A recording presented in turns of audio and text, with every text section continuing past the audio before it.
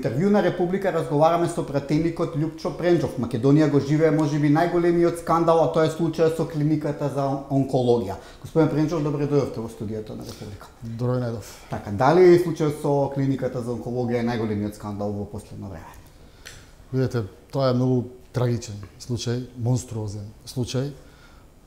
Моето мислење е дека со оваа власт на многу места и многу сектори кои ги отворите, ќе видите дека се слични со на онкологија, и тоа го кажувам за жал, бидејќи таму се работи за практично едно монструозно однесување кон пациенти најтешко болни од рак, од канцер. И додека синот или ќерката бдееле над мајката или таткото, или мајката или таткото бдееле над своите деца, браќа, сестри, се молеле на Бога да им делува терапијата, имало таму луѓе кои што наместо да им го дават ампулата со лек, им давале физиолошки раствор, а истите тие ги продавале на црниот пазар во Косово, како што стои во медиумските текстови. И тоа навистина е многу страшно, многу монструозно. Тоа покажува дека основните човекови вредности се нарушени, имаме целосна морална дисторзија на системот и навистина како обичен човек, како граѓанин кој што сите ние сме поврзани повеќе или помалку со здравствениот систем, сум навистина згрозен на сето ова кое што се случува. Така, што можете вие како најголема коалиција да направите? Ние денес побаравме веднаш во рамки на собранието да се стави точка на дневен ред заради која што ќе се разгледува извештајот на Државниот завод за ревизија во поглед на она што се случувало на онкологија, бидејќи таму има навистина констатирано голем број на неправилности кои што до сега ниту се никаде процесуирани. Пред очите на целата македонска јавност ние мора да видиме кои се виновни, колку луѓе се виновни, со име и презиме, бидејќи тука мора да има најстроги казни, бидејќи ова не смее никогаш никому да му се повтори. И она кое што е куриозитет е тоа што пратеничката група на ДУИ пред 15 минути гласаше против ставање на таква точка на дневен ред. Не знам дали е заради тоа што таму имале економски директор кој што се сликал со Ахмети, нека никого да набедувам, не знам што е како, но факт е дека се слика, дека гласа против. Факт е и тоа дека никој во држава ништо не знае. Таму се сменија министри за здравство, еден куп, беше Таравари, беше Филипче, беше Сали, Меджити, како се викаат сега, веќе не ги знам, и никој ништо не знае. Оливер Спасовски, кој што е задолжен за редот во државата, и тој ништо не знае.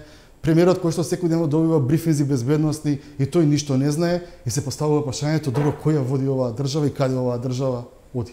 Така, може ли да се докаже овој скандал или криминал кога ќе дојдете на власт? Тој треба веднаш да се докаже. Значи веднаш. Значи ова е многу сензитивно. Ова треба сега и веднаш да се докаже со име и презиме. Ова е многу сериозна работа. Значи недовербата ќе се зголемува. Тука имаме проблем со луѓе кои што се починати, луѓе кои што се борат за живот. Значи ова веднаш нема. Но се гледа дека власта не сака да го расчисти овој скандал. Затоа премиерот излегува со глупи изјави, ова било мултиетнички, мултинационален, притисокот ќе биде огромен. Огромен ќе биде притисокот и е притисокот огромен од прв до последен, независно од која политичка партија, дали не е определен, дали обичен гајен, како што кажав, здравствениот систем, те сме поврзани и тој не познава верска, етничка или било каква друга припаност, ова мора сега веднаш да биде решено. Така, побаравте и некаква комисија за... Да, побаравме денес во рамки на собранието, сега ќе имаме пресконференција за тоа ќе извести колешката Дафина Стојановска. Што треба таа комисија да се расправа внатре во Не, ќе имаме анкетна, ќе имаме Државен завод за ревизија, што е констатирано, зошто не е постапено, кој требало да постапи, кој што направил, дали имало попис, немало попис на цитостатици, има целосна. Мислите власта ќе има храброст да излезе со конкретни имиња или повторно ќе биде тука? Кабелот ќе биде виновен? Кабелот не смее да биде виновен. Не смее кабелот да биде виновен, огромен е притисокот и ќе одржиме да биде уште поголем притисокот, бидејќи ова мора да се заврши најбрзо што може. Така. Друго големо случување денес во собранието е декларацијата за Илинденското востание. Колку е таа задоцнета, што треба да направи? Ја видовте ли декларацијата? Не, тоа е тотално небитна декларација. Особено па со денешните теми, тоа е тотално небитна тема. Зошто е небитна тема? Да, сум ја видел декларацијата. Што има Таму ќе видите дека прво е подпишано од дел од пратеници, претпоставувам дека дел не биле присутни во Скопје, дел биле на одмор, нешто е направено. Таа декларација е направена, знаете како? Ние имаме вода која што нема стратегија, која што нема визија, која што нема цели, кои што се патриотски, кои што се во интерес на граѓаните на Република Македонија и во зависност од дневната политика што е денес, така процени направив некоја декларација. Дали ова некој на паравање? Да, на две, на три е напишана, таму нема ништо. Декларација има таму за Гоце Делчев, понесена на предничката група на ВМРО ДПМН и Коалицијата Обнова Македонија. Тоа е суштинска декларација која што треба да помини, позади која што треба да се обединиме, бидејќи во сенка на ова огромна актуелна афера и тоа мораме тие позиции да ги држиме на линија на тоа што значи заштита на нашите национални интереси пред се идентитетски. Така што наистина таму има многу работи што треба да се напишат, многу работи да се прецизираат. Овака напишано навистина е врегање на интелигенцијата и не само на колегите пратеници, туку и на целокупната македонска јавност, бидејќи ние се соочуваме со едни тонови од Софија, како што е напишано, ќе имате прилика да го видите, мислам дека веќе и објавено на сајтот на Собранието, ќе видите дека навистина тоа станува збор за едно потценување интелигенцијата на граѓаните. Така, главна тема деновиве и изминато време е уставните измени. Власта е убедена дека до крајот на годината ќе се донесат уставните измени. Друга страна, вашата коалиција вели дека уставни измени под вакви услови, под бугарски диктат нема. Ќе издржите ли на притисоците? Тоа е завршена работа, тоа е за нас затворена тема. Јас пред некоја недела имав интервју каде што кажав готово се види дека царот е гол. Уставни измени нема, се било една голема лага од страна на СДС. И сега тука има два моменти кои што би сакал вака да ги продискутираме. Првиот дел кој што треба да се каже е тоа дека тие цело време зборуваат дека имало европски пратеници, вакви пратеници, такви пратеници, а ние цело време зборувавме дека бројката која што ќе ви фали е двоцифрена. На крајот на денот излезе дека бројката е двоцифрена. И сега таа работа е за нив завршена, тие го знаат тоа, ние го знаеме тоа дека таа работа завршена. Оваа пратеничка група се што кажа се исполни. Пуштаа многу дезинформации во јавноста, пуштаа многу шпекулации во јавноста, се трудат да го збунат граѓанинот, да има недоверба кон оваа пратеничка група, но оваа пратеничка група испишува една историја во која што од прв до последен им кажавме не може ова да помине и тие се за тоа свесни. Сега, тука има едно друго подпрашање, а тоа е дека како видоа колегите дека се ги лажели нив во партија, им зборувале, сега таа бројка е и повеќе од 10. Така што мислам дека никогаш нема да се стави на гласање, а вториот дел е зошто го зборуваат тоа. Видете, за уставни измени во оваа држава зборува само или премиерот, или оној како се викаше Бојан Маричич, што нема што да работи. Таму нема човек што да работи, или Артан Груби, кој што е вице-премиер заложен за ништо, па за да испанат во јавноста, да може било кој да ги пренесе дека кажале нешто, зборуваат за уставни измени. Тоа не го прават наивно, тоа го прават затоа што тие не сакаат да се разговара во оваа држава за клучните теми. Значи, клучна тема е онкологија. Зошто се поставува прашањето кога опозицијата зборувала 2 години, а медиумите зборувале пред 6 месеци, зошто дури сега имаме предистрага? Зошто тоа не е случајно порано? Дали е тоа малку чудно? Дали е исто така чудно и оној системот кој требало да ги следи патот на лековите го нема? Така е. И дали е исто толку многу чудно тоа што новиот директор кој што дошол во 2017 година, прво што направил е што ги поставил системот за следење во подрум. Тоа ви кажува за каков психолошки профил на луѓе кои што доаѓаат на власт. Тие не дошле да градат, дошле да крадат. Тие не дошле да донесат живот, донесоа пекол во државата. И тоа е тој психолошки спој. Но да се вратиме на претходното. Зошто тие го зборуваат за уставни измени, бидејќи ако тие не зборуваат за уставни измени, тогаш било кој од вас медиумите ќе ги прашат, добро, зошто секој трет учебник во оваа држава го нема? Зошто од 120 и нешто учебници, 43 се најава и кривични пријави за од 120 и нешто предмети, за 43 предмети нема учебници. Дали знаете во Европа во колку држави на 1 септември не достигаат учебници? Веројатно само во Македонија. Во 2, во Македонија и во Косово. Добро, Косово е. Знаете што е проблемот? Што од кога дојдоа на власт единствената држава со која што во нешто сме малку подобри, а во нешто сме малку полоши е Косово. Затоа што веќе не можеме да се такмичиме со Србија, со Грција, со Албанија, со Хрватска. За Европска унија и западните држави не зборуваме. Реално нас нивото не е Косово и Босна. Ама не е тоа нивото. Не беше порано тоа нивото. Порано не ни беше. Ние порано се разговаравме за странски инвестиции, разговаравме за големи фабрики, разговаравме за нови работни места и бевме на вистина респектабилна економија и општество кој што имаше контура на морални вредности. Сега нема ништо. Сега единствено можеме да се споредуваме со Косово. И тоа е трагедијата на оваа влада.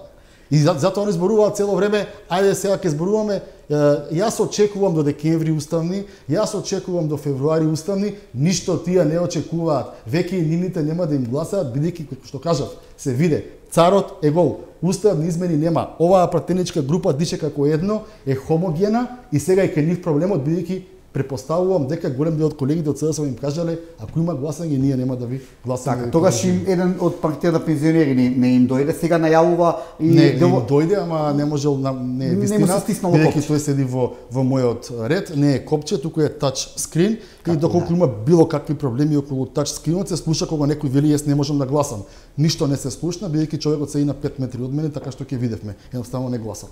Така, дали покрај пратениците од СДСМ можно е некои од албанските пратеници да не гласа за уставни измени? Добро, они си имаат свои сметки. Они си имаат, свои сметки, но како и да е, бројката ќе се намалува. Видете, ви кажам дека бројката ќе се намалува, дека таа е завршена приказна, дека тоа е затворено прашање, доживеа целосно фиаско, целосен дебакал. Се што кажува им се случи обратното, односно све ние што кажувавме излезе дека сме биле во право. И сега треба да се почнува да се соочуваат со последиците, односно сега треба да одиме на превремени парламентарни избори.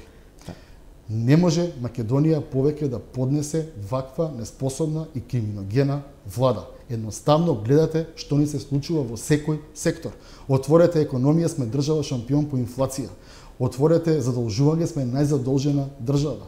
Шајка не за кова го дуплира долгот колку сте влади преходно пред тие да дојдат на власт. Отворете образование, прв пат во историјата на независна Македонија 3 години нас не недостасуваат учебници по предмети. Образованието, за разлика од другите сектори, е проблем кој што сега го правите, сега се случува, но последиците се трпат после 10, 15 или 20 години. Овие луѓе не се свесни што и прават на оваа држава и на ова општество.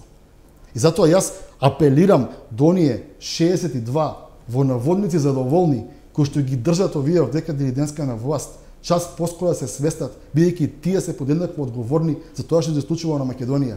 А тоа што се случува на Македонија, им се случува и на нивните и на нашите и на сите семејства кои што останат. Што може да извади како дефокус владава со што им се случува сега со онкологија? Мора некаков дефокус да има граѓаните и јавноста со друго да се занимава? Не знам дефокус што име. Видовме дека тотална неспособност и криминогеност имаме на отворена сцена. Две работи се важни.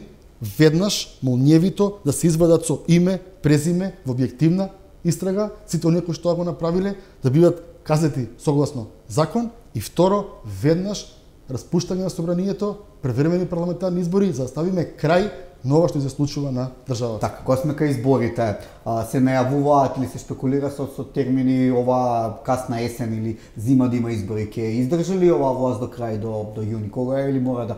Зошто единствен начин да има избори е собранието да се само распушти, друг начин нема. Единствен начин да има избори да се распушти собранието.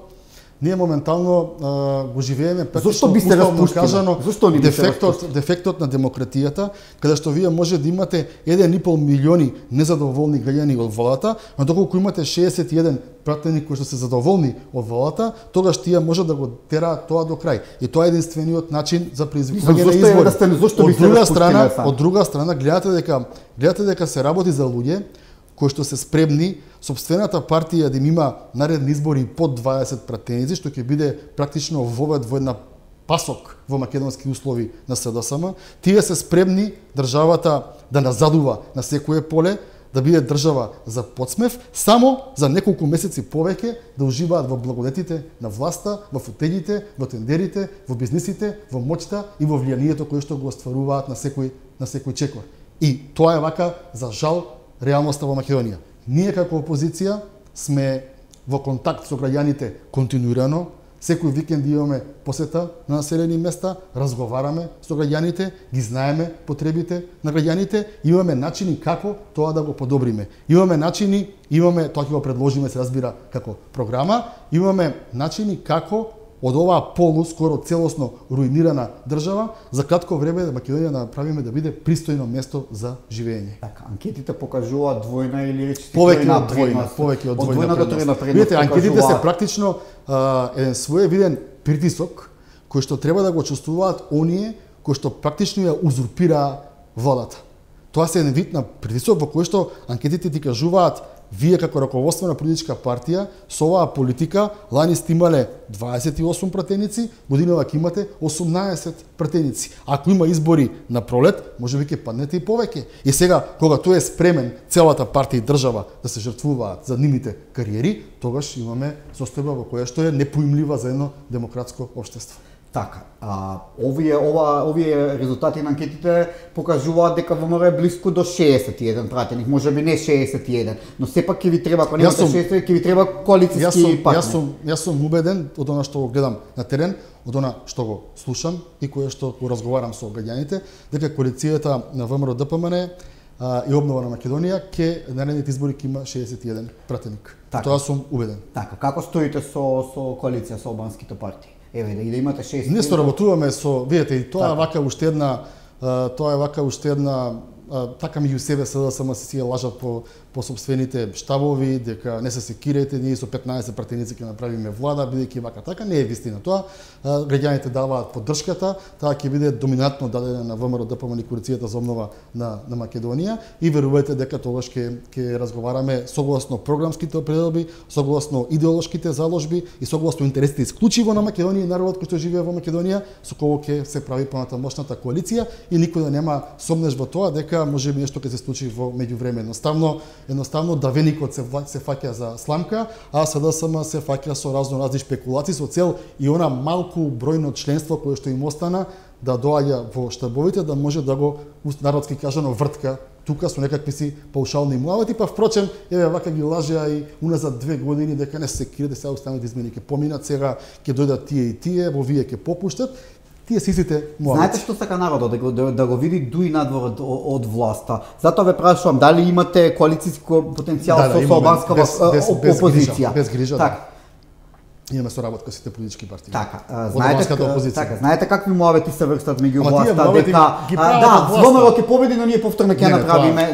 Вие да бидете внимателни што правите. Теоретски шанси. Ќе изгубиме, но повторно ќе направиме. Тоа нема теоретски, видете како вака, тоа нема да се случи, нема никакви теоретски шанси тоа да се случи. Ние знаеме што правиме, ние сме мотивирани, ние имаме цел, имаме начини како да дојдеме до таа цел. Впрочем, изминативе 3,5 години и во собранието и надвор од собранието, тоа многу пати до сега сме го докажале. А од друга страна, имате луѓе кои што во основа на злобни и паушални муабети со цел да останат месец-два повеќе од власт, не само што го манипулираат целиот македонски народ, туку меѓу себе во партијата си се лажат и си се манипулираат. И јас сум убеден дека толку многу се јасни работите во Република Македонија, толку многу на овој народ му е јасно што оној дебакал кој што го доживеаја на локалните избори ќе им се случи пута 2 наследните парламентарни избори. Така, на средбите што ги имате со граѓаните, кои најголеми проблеми ги посочуваат? Од уставни измени не се живее, не се полни фрижидер. Се разбира дека тука се основните човекови потреби, како инфраструктурата која што е, ако сте во помали населени места, економијата е проблем кој што е инфлацијата исто така огромен проблем, бидејќи ние сме држава во која што парата има номинална вредност, но реална вредност нема никаква, затоа што луѓето работат по 8 часа на ден, некои работат и по 10 часа на ден, а при тоа не можат да си дозволат пристоен живот согласно платата која што ја земаат, бидејќи тие зборуваат дека платата е покачена за 2, 3 или 4 денари и тоа се 5, 10 или 15%, а инфлацијата за основните прехранбени производи, тоа на кое што го консумираме секојдневно, и јас и вие, нашите семејства, оние кои што живеат во државата, од почетокот на оваа криза, а тоа е некаде есента 2021 година почна да се качуваат цените, до ден денеска се за повеќе од 60% качени. Но тоа не се решава со шетање по маркети. Тоа не се решава шетање по маркети и тоа се решава само со нова визија, со нов тим, со нова економска политика и со луѓе кои што честно и одговорно ќе работат со народните пари и честно и одговорно ќе имаат реална дистрибуција потоа на буџетските средства во државата. Така, господин Пренџов, ви благодарам за интервјуто и ви посакувам многу среќа во собранието. Ви благодарам на поканата и поздравувам се до некој што не следат.